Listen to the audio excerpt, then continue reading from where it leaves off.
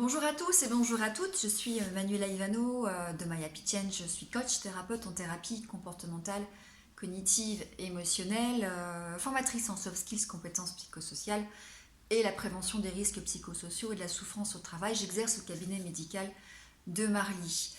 Alors aujourd'hui, j'aimerais vous donner quelques explications sur la différence entre un psychiatre, un psychologue, un psychothérapeute et peut-être un coach. C'est une question, en fait, c'est une question qu'on me pose souvent. Les gens sont très mal informés. C'est déjà pas forcément clair dans le milieu, assez mal réglementé aussi.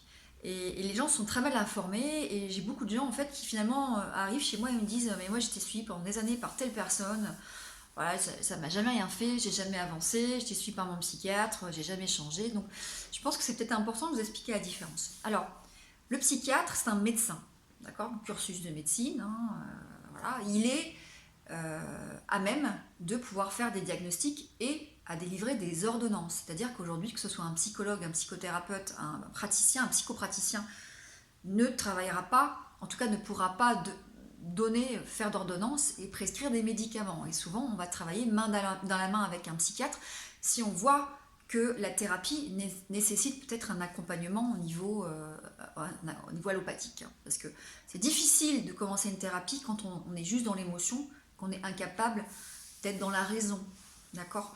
Alors, j'ai longtemps, forcément, j'ai longtemps été contre l'accompagnement médicamenteux. Aujourd'hui, de par mes formations et de par mon accompagnement, je sais que faire une thérapie quand on n'est pas à même de raisonner, c'est impossible. D'accord. Il faut attendre que ça redescende, ou là on peut se faire aider par effectivement quelques médicaments. Ça n'empêche que aujourd'hui, la thérapie a fait aussi ses preuves par rapport à certains antidépresseurs. Alors, le psychiatre, s'il ne s'est pas formé à la psychothérapie, ne fera pas de psychothérapie.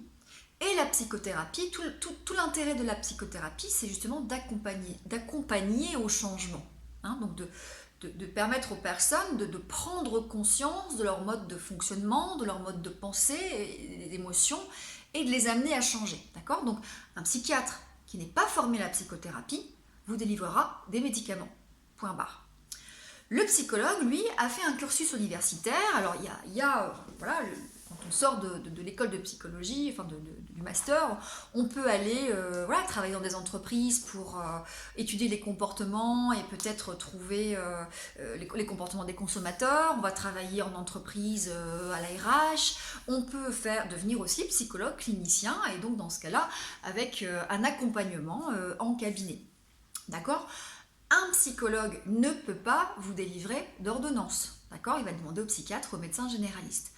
Un psychologue qui ne s'est pas formé à la psychothérapie ne vous accompagnera pas au changement, d'accord, puisqu'il n'utilisera pas d'outils de psychothérapie. Un psychologue, s'il est professionnel, doit se faire superviser. Vous pouvez toujours demander à votre psychologue s'il est supervisé. Alors, il y a les psychothérapeutes. Aujourd'hui, le psychothérapeute, c'est un terme qui est réglementé. Aujourd'hui, ne peuvent en tout cas afficher sur leur plaque le terme psychothérapeute uniquement les psychiatres et les psychologues qui se sont formés à la psychothérapie. Sinon, ils ne sont pas psychothérapeutes. Et puis, on a les praticiens en psychothérapie qui, eux, sont formés uniquement à la psychothérapie. D'accord. Donc, alors, les psychothérapies, bien évidemment, il y en a des centaines et des centaines. Hein. À vous de trouver le praticien en psychothérapie et la psychothérapie qui vous convient le mieux. Vous allez avoir la thérapie familiale, vous allez avoir la Gestalt, vous allez avoir la TCC. Hein. Moi, je fais la TCC, l'hypnose, la PNL, la psychologie positive. Mais il y en a plein d'autres. Hein. Vous avez les constellations familiales, vous avez la sophrologie, vous avez voilà, il y a des tas d'outils ou des tas de thérapies qui fonctionnent plus ou moins bien. Aujourd'hui, on entend aussi beaucoup parler de d'EFT, à laquelle je suis en train de me former, le MDR. Voilà, il y a beaucoup d'outils qui permettent aujourd'hui d'accompagner au changement. Et donc, les psychopraticiens, les psychothérapeutes et les praticiens en psychothérapie sont formés à ces outils du changement.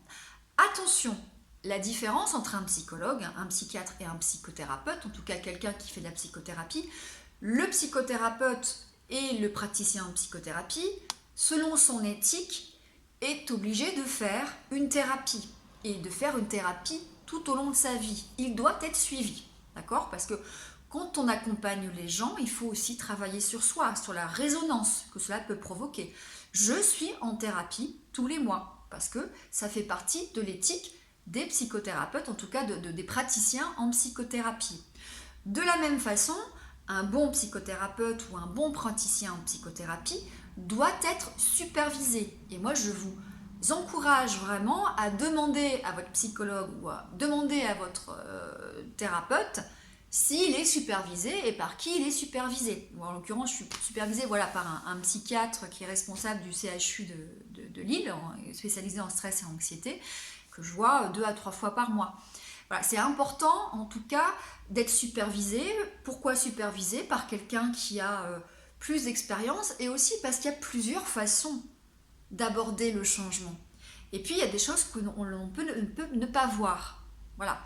Donc vous avez le psychiatre, le psychologue, le psychothérapeute, le praticien en psychothérapie, qu'on va appeler aussi thérapeute. Et puis vous allez retrouver les coachs.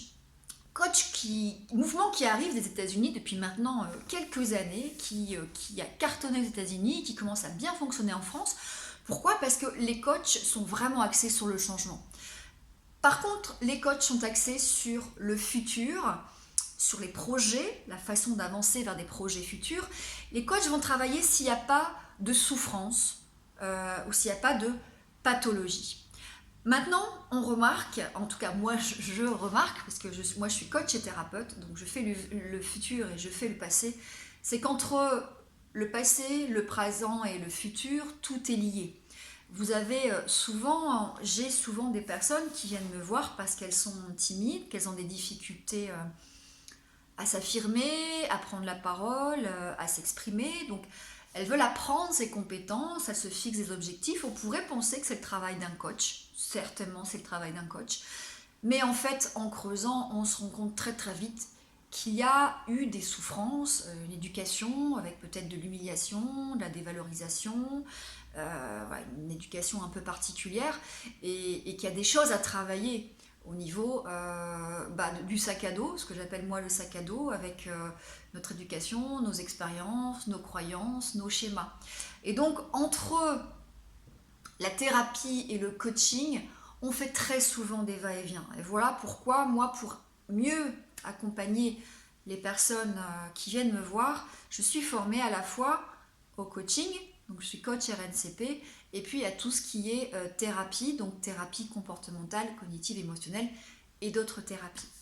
Voilà, j'espère que cela vous aura éclairé. Si toutefois ce n'était pas encore clair pour vous, n'hésitez pas à me poser des questions. Je sais que c'est un vrai questionnement pour les personnes qui viennent dans mon cabinet, qui parfois ont été suivies des années par un psychiatre et qui me disent mais en fait ça ne m'a rien apporté. Voilà, on m'a donné des médicaments, des anxiolytiques, mais aujourd'hui c'est toujours la même chose. Oui, ils n'ont pas été accompagnés au changement. Forcément, c'était des psychiatres qui n'étaient pas forcément psychothérapeutes. Des psychologues aussi. Alors aujourd'hui, on a beaucoup de psychologues qui commencent à se former à la psychothérapie, mais pas tous. On a aussi parfois des psychologues qui étaient psychologues, en école, et du jour au lendemain qui vont s'installer cliniciens. Et c'est pas la même chose. Alors, une chose importante que je souhaite préciser, c'est que vérifiez que votre praticien en psychothérapie ou votre thérapeute, quel qu'il soit, la sophrologue, soit formé à la psychologie clinique et la psychopathologie. Ça me semble, en tout cas, moi personnellement, je suis formée à la psychologie clinique et à la psychopathologie parce que ça me semble très important d'identifier les pathologies pour réorienter vers les experts. D'accord ? La sophrologie ne pourra jamais traiter des troubles de la personnalité ou de la psychose. D'accord ? De la même façon, dans mon cabinet, je suis spécialisée dans les troubles anxieux, les troubles de l'humeur, quelques troubles de la personnalité avec la thérapie des schémas, mais bien évidemment, il y a beaucoup de pathologies que je ne gère pas et que je vais renvoyer vers mes confrères psychiatres, et je fais de préférence des psychiatres psychothérapeutes, ou vers des confrères psychologues qui, eux, peuvent aussi se pencher sur des pathologies plus graves, mais qui sont des psychothérapeutes. Merci de votre attention, prenez soin de vous, n'hésitez pas à poser vos questions si ce n'était pas clair. Au revoir.